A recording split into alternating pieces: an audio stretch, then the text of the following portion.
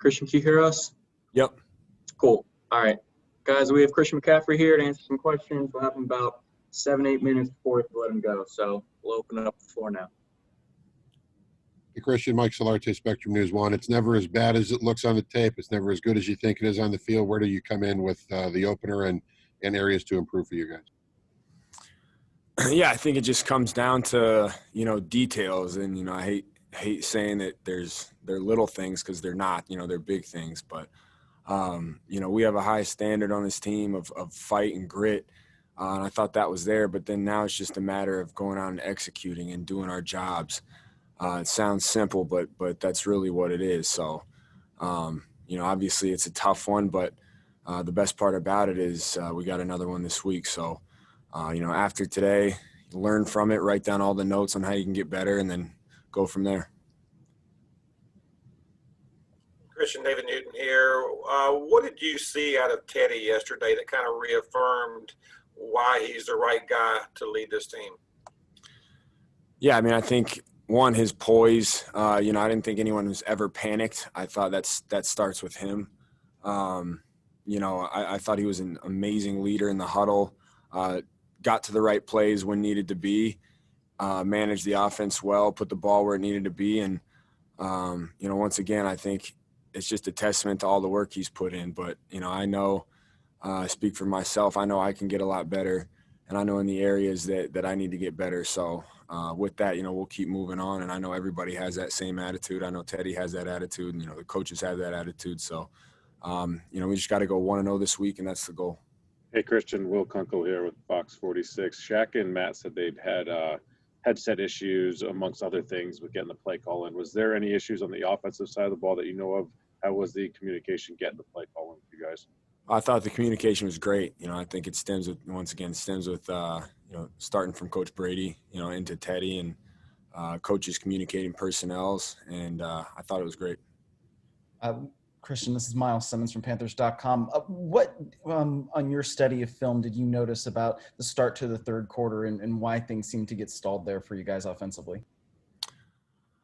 Well, it's a good question. It's just, once again, it's a couple things here and there, a couple of drive starters that we wish we had back. And if we get some of those plays, if we can get to some of those 2nd and 5s, we can eliminate penalties. We had no penalties in the first half. We had 5 in the second half. And, like I said, if we can eliminate those and play, very crisp football, we'll give ourselves a chance. But, it's tough to do that when you don't. Not that that's the excuse, because there's still opportunities. But it's just our job to go out and execute, even when things aren't going our way. But one thing I loved is how we responded.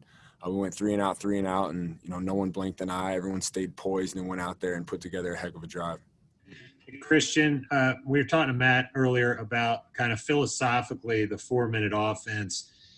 It sounds like his approach and Joe's approach is to try to end the game with the ball in you guys' hands, not give the Raiders another crack at it. Of course, what happened yesterday is when you don't score, then you don't get another chance.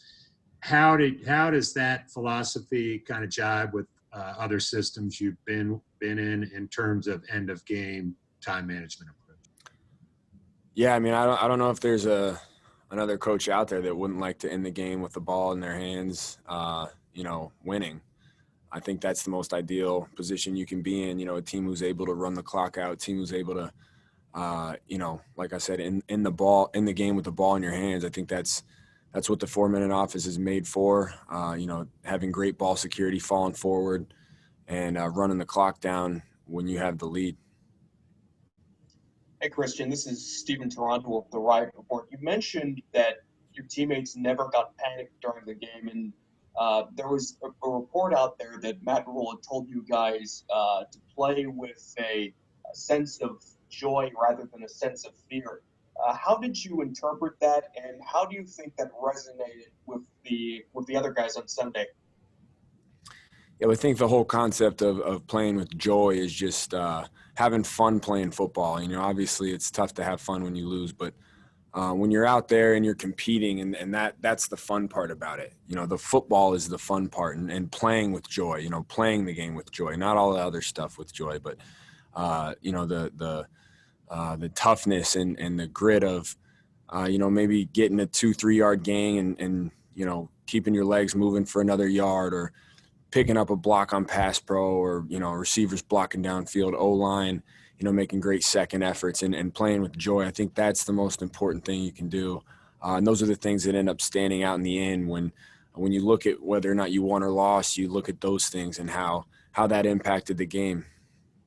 Christian, you said you know what areas you want to get better in. What are those areas that you look at and you're like, I want to address that this week? I think there's a couple things in the open field I can get better at, a couple things in the pass game, a couple things with just tempo and runs. But, you know, I keep those to myself and get better for this week. Hey, Christian, Skylar Calendar, Sports Illustrated. What did you think about the offensive line up front and having Michael Schofield in there for his first start? How do you think those guys did? I think they did great. I mean, that's a physical defense that we played, and I thought those guys did a great job. And I'm excited to continue to work with them because I know, you know, we look at ourselves as a unit. You know, the run game starts with those guys. The pass game, it starts with those guys. So, you know, I like to include myself kind of in that O-line because we work together, and I don't go unless they go and vice versa. So I'm excited to continue to get better with them. Guys, we have time for just one or two more questions for Christian. Christian, you talked about Teddy's poise and demeanor in you know, in calling up the right plays and doing the right things. What's his huddle like when you compare it to when you were in the huddle with Cam? I mean, because Greg Olson described it as kind of helter-skelter, and Cam, give us the play. But Teddy didn't seem like he was overly excited in the huddle, at least what we could see on TV. Yeah, I think Teddy's great in the huddle. You know, like I said, very poised, directs it very well, knows when to get to the right checks, knows when to get to the right reads, and you know, it's makes it easy on us. But, you know, I don't like comparing. I thought Cam was also great in the huddle, but you know, I won't compare the two. But I can speak for Teddy. Yesterday was awesome in the huddle. Yeah, I was just going like the styles, not who's better, that sort of thing. Right.